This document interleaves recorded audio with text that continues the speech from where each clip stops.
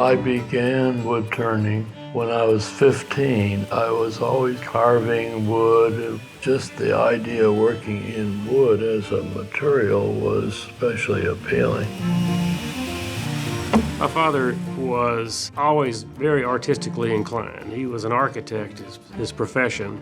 But in the late 50s, he decided to try the wood turning because he liked to make sculptures out of wood. Is that holly? No, that's the root of Ashley. Yeah. When my father began turning, the pieces he was making were probably little bitty cups and plates, maybe 4 inches in diameter.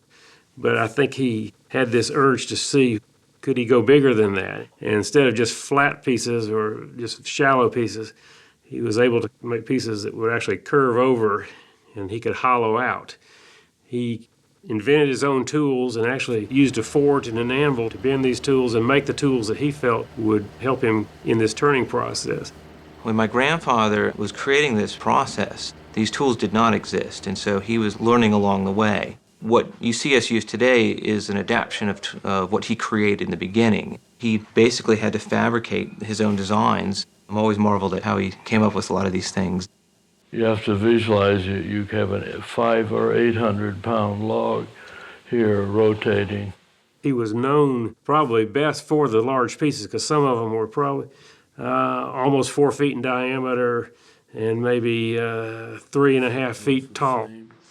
So this log, the original log mounted on lathe probably weighed 2,000 pounds. When I was a child, we would go over to my grandfather's house, my brother and I. There was a piece was photographed of his, a large globe shape, and in the piece you couldn't tell the scale of it, so they put an apple next to the piece, and it didn't do it justice for how big it was. People still didn't get the concept of these were really large architectural sized shapes, and so he put me inside the piece.